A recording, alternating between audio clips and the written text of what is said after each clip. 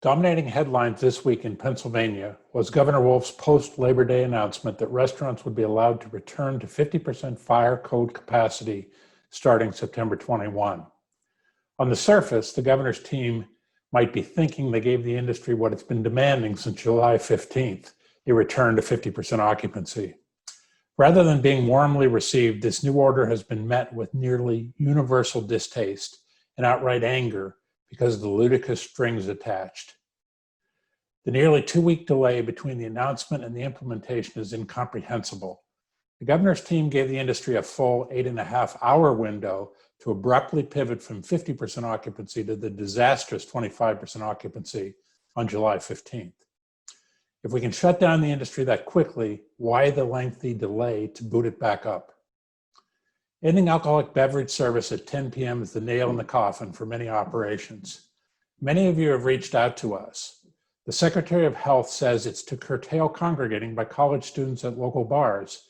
Never mind the consequences of the majority of restaurants who don't attract that crowd. Taking away bar service for college kids will not stop them from congregating at private residences.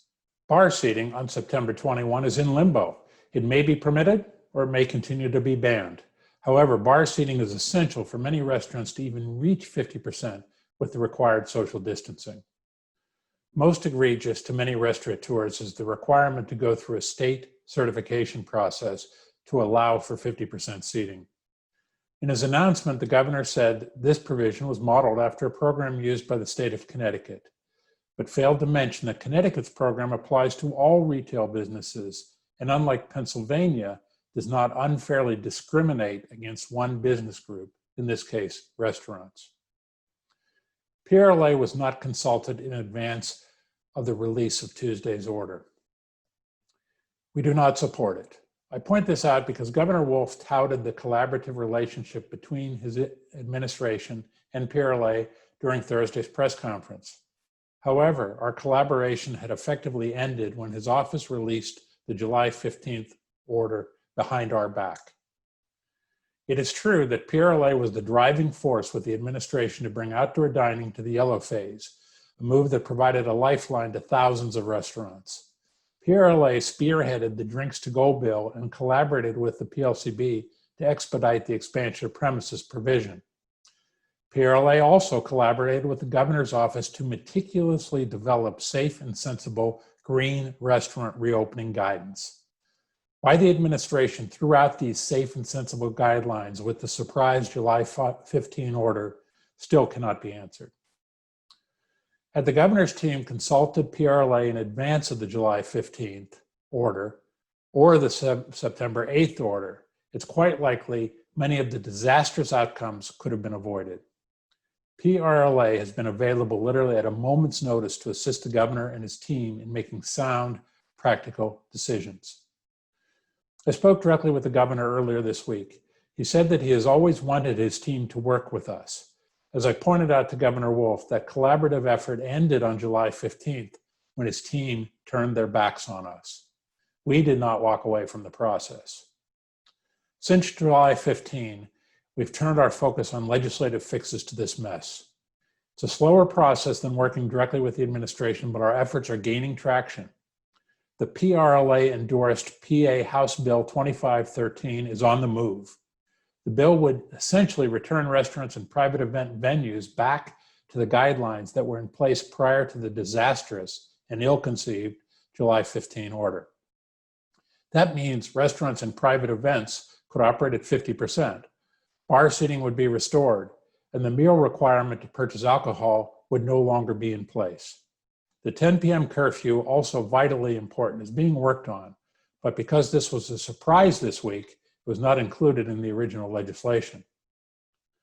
On Tuesday, House Bill 2513 was voted out of the Senate Law and Justice Committee unanimously. That means that every senator on the committee, regardless of party affiliation, stood with restaurants and did the right thing. Wednesday, the bill was voted out of the Senate Appropriations Committee with an overwhelming 20-4 bipartisan vote.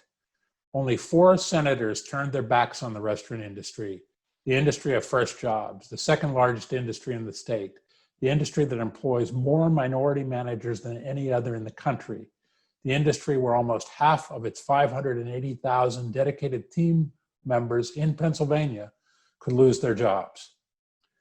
We thank those 20 senators who set aside party politics and stood with our industry. Those who did not stand with our restaurants were Senate Minority Leader Jay Costa of Pittsburgh, where it is reported that 116 restaurants have already permanently closed. Senators Art Haywood and Vincent Hughes, both serving Montgomery and Philadelphia counties, and Senator Sharif Street of Philadelphia. I'm repeatedly asked by frustrated and desperate restaurateurs, what can I do to help? At this moment, our best hope lies in House Bill 2513. Please reach out to your state senator and let them know that you need them to stand with you and your employees, that this is truly a vote of survival for your restaurant and your team members. Once the bill passes the Senate, it goes back to the House on concurrence. We want and frankly need an overwhelming support there also.